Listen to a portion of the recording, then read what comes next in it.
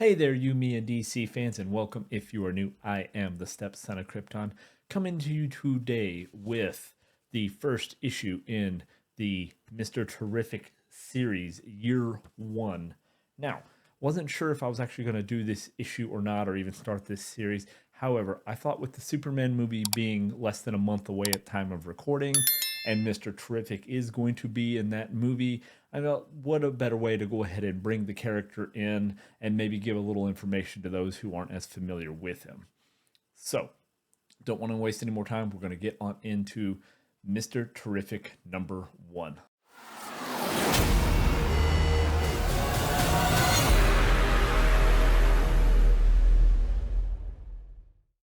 All right, guys. Now, real quick, before we dive into the comic, let's get a little background information on Michael Holt. He first appeared in the comics in June 1997 in actually The Spectre, Volume 3, issue number 54. In fact, it is the Spectre who convinces him to become a hero after the death of his wife and unborn child. We have seen Mr. Terrific in live action sort of twice. In Smallville Season 9, Episode 11, when Clark visits the Hall of Justice, we see the uniform that says Fair Play and the little signs Mr. Terrific.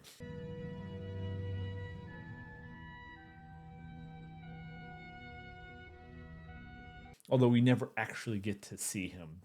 Then in the Arrowverse Season 4, we see a man, Curtis Holt, who's played by actor Echo Kellum. I'm hoping I'm pronouncing that right. Who dons the terrific outfit. However, the Arrowverse does take some liberties with the character, such as obviously changing the first name to Curtis and making the character of same sex orientation. And of course, we have Eddie. I'm not even going to try to pronounce his last name. I'll have his picture up there, who is going to be playing the character in the upcoming Superman movie on July 11th. So, armed with his super intelligence in a number of different fields and his massive set of balls that he calls his T-spheres, Mr. Terrific has earned his place as the third smartest man on the planet and a member of the Justice League. Now, let's not waste any more time. Let's go ahead and go on into the issue. Because the series opens up, we see Mr. Terrific and the countless battles he's had since he put on the T. You know, his face has got the T on there. And he says, working with these different heroes and gods with otherworldly powers, but knowing that he himself has a superpower, his mind. And as we move to the next pages, pages 2 and 3 is kind of like a one big page. We see a familiar scene for those of who have read the All In DC special.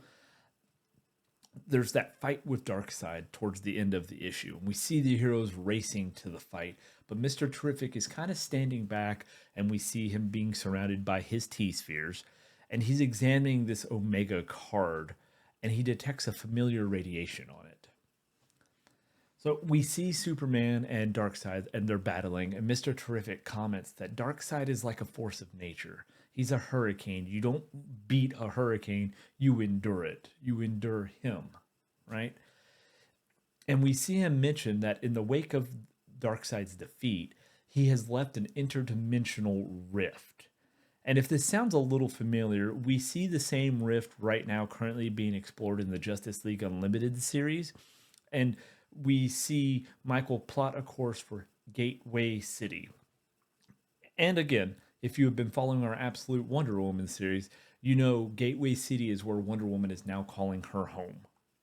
Now we're going to flash to the past, and we see Michael Holt. He's in bed in this absolute mess of an apartment, and we see him with a visitor, his old pal Dre, and we hear his good old trusty AI Nola.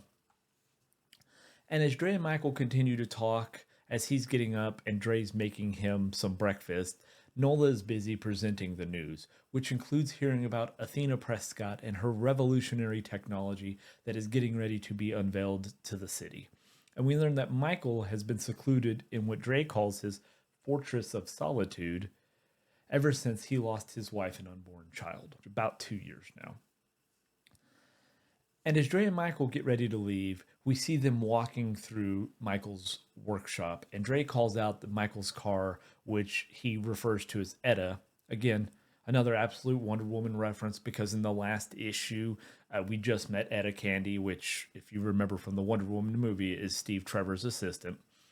And we see Dre pick up what Michael calls a skeleton key that can open any lock. And he asks, does it work? Then, as they continue to go through the workshop, heading towards Etta, we get the first look at what we have to assume is the first generation of the famous T-Sphere. So, he activates it. We see the T-Sphere take off as we are used to seeing the T-Spheres do. It floats for a second before falling to the ground with a thud. But then we see a holographic projection come out of it, and it's a hologram of Dre, and he's advertising his personal training business that he and Michael have been trying to get set up, and he's been having Michael try to help him launch this as a holographic personal trainer. Dre tells Michael that he needs him to get his drive back. He needs a cause to get him out of that apartment, get him out of bed in the morning. And then he shows him some of the news articles talking about the recently built Prescott Tower and how the number of cases of sick people since it's been built seem to be tied to this experimental engine that she has running in the building from time to time doing tests. And then we realized through the dialogue that Michael had sold his company, Holt Industries, to Athena and is contractually barred from saying anything negative about her. So Dre and Michael, they continue to argue about him not living up to his potential since he lost his wife and his unborn child. And Dre's had enough and he walks out.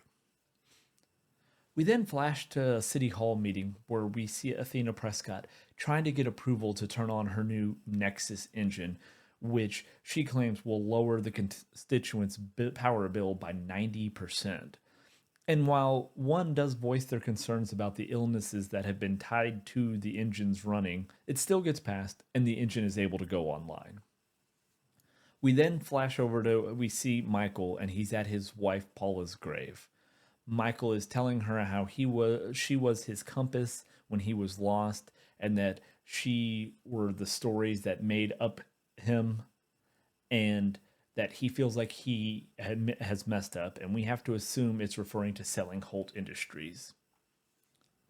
We then flash to nighttime, and we see a group of masked individuals breaking into what we assume is Prescott Tower, and it's the only building that we can pick out from the top panel literally says Prescott, so we have to assume that's where they're going into. But we see a familiar sight. One of the men has the skeleton key from Holt's workshop, so clearly Dre had taken it from him when he was in there. As the crew closes in on what we assume is this Nexus engine, we're made aware of a plan of this group, which is to map out whatever toxic crap, or so they call it, the machine is putting out. And then all of a sudden we hear, "It's about time you revealed yourselves."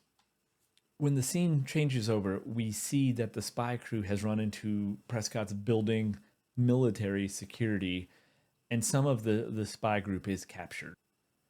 Then we flash to Athena, and she demands her team activate the engine.